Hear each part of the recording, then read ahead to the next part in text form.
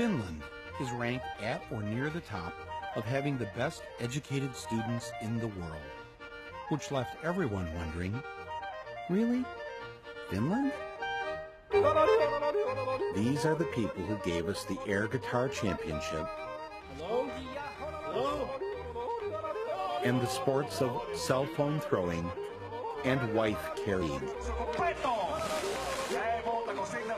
These are the geniuses that cracked the code to good education.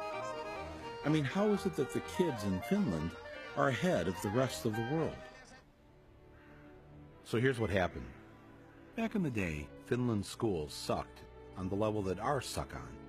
When they tested the world's kids, both Finland and us were usually about the same, somewhere down the list of nations.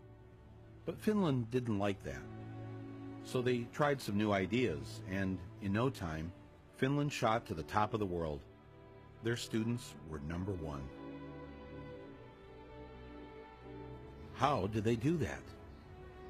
That was the one question I wanted an answer to, and I went straight to see the enemy's Minister of Education. Before I could say anything, she blurted out their top secret. They do not have homework. Wait, so you reduce the homework you give them at school? Yes. They should have more time to be kids, to be youngsters, to enjoy the life. How many hours of homework did you get last night? About 10 minutes or something. 10 minutes of homework? Yeah. Maybe 15 minutes or 20 minutes. 20 minutes, but not so much. Yeah. Well, if I would have done the homework, I think it would be like 10 minutes tops. Usually I don't really do homework that much. The whole term homework is kind of obsolete, I think. In that way that... Your homework is obsolete. Yeah. In that way that these kids, they have a lot other things to do after school. Like what? Like being together, like being with a family, like doing sports, like playing music, like reading. So they have no homework. What if all they want to do is climb a tree? They could climb a tree, yeah. They can climb a tree, then they learn how to climb a tree. But they'll end up, while climbing the tree, probably finding out about different insects, and they can come to the school next day telling me about what they found. Compared to the older kids, how many hours a day do the younger ones go to school? Mondays, 3 hours. Tuesdays, 4 hours. It varies. It's 20 hours a week. So they're, oh man. Now, does this 3 or 4 hours at school include the lunch hour? Yes. How are they learning anything? How are you getting anything done? Your brain has to relax every now and then. If you just constantly work, then you stop learning. And there's no use of doing that for a longer period of time. Finland students have the shortest school days and the shortest school years in the entire Western world. They do better by going to school less. How many languages do you speak? English, yeah. Swedish, Spanish. Finnish and Swedish. Finnish, English and German. French, German. Finnish and English. English, Swedish and French and Spanish. So you were an exchange student in the U.S.? Yeah. When you got back here in school, what did you notice that you felt relieved about? No more multiple choice exams. No multiple choice exams here? Or very few of them, if any. Really? Because all of my exams in the U.S. How do you answer the question right if it isn't listed as one of the 4 choices? You write your answer. You have to know it, actually. Yeah. You actually have to know it. Yeah.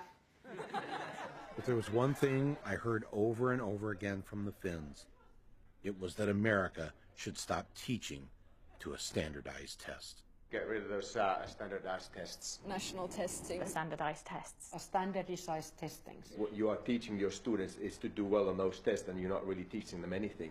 No, we are teaching them. We're teaching them how to flunk a test, and then a bunch of schools fail the test, and those schools are turned into charter schools, and then somebody makes a lot of money. But school is about finding your happiness, finding finding a way to learn what makes you happy. They figure now about 1/3 of the school time the students are in school is spent preparing for the standardized test.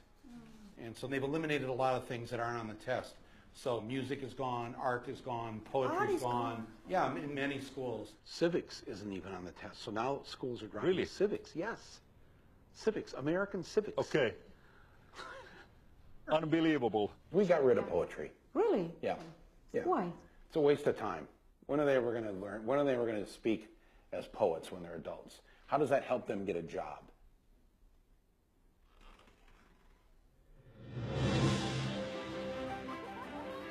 We try to teach them everything that they need so that they could actually use their brain as well as they can, including PE, including arts, including music, anything that can actually make brain work better.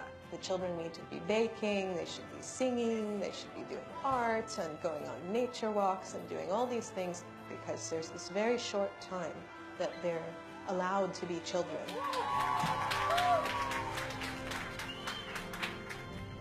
If you don't have standardized tests here in Finland, how do you know which schools are the best? And, you know, people need a list. The neighborhood school is the best school. It is not different than the school which can be, for example, situated in the town center, because all the schools in Finland, they are all equal.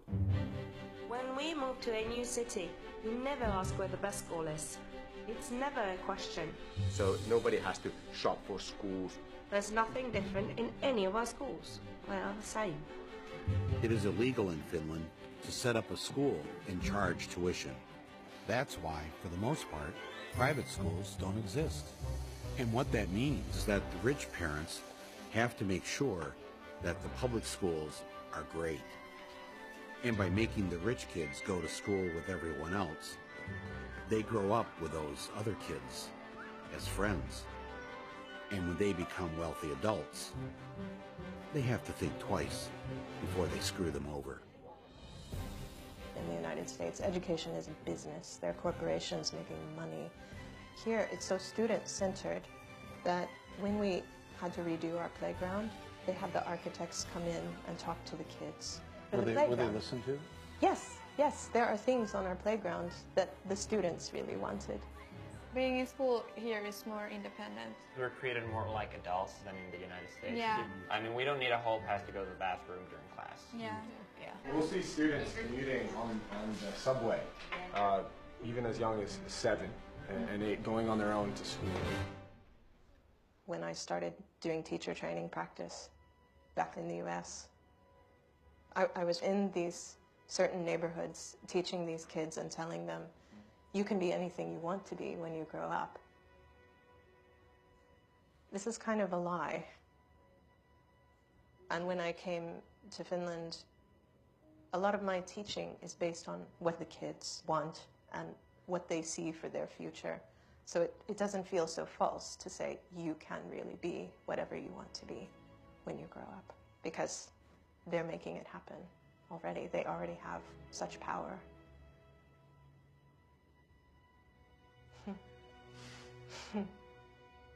That's upsetting to think about that, that our kids don't have that. That's really beautiful. It's not that we have figured out something that nobody else has done in education. That's wrong. Many of these things that have made Finland perform well in education are initially American ideas. We try to teach them to think for themselves and to be critical to what they're learning. We try to teach them to be happy person, to respect others and respect yourself. You're concerned with their happiness. Oh yeah. What the hell do you teach? I teach math. So the math teacher says the first thing out of your mouth of what you wanted these students to get out of school was to be happy, to have a happy life. Yep. And you're the math teacher. Yeah. When do they have their time to play and socialize with their friends and grow as human beings? Because there's so much more life around than just school. You want them to play? I want children to play. And that was the principle. I'm planting the American flag right here in the middle of your school and claiming this great idea for us. Thanks for stealing it. Yeah, that's how we roll.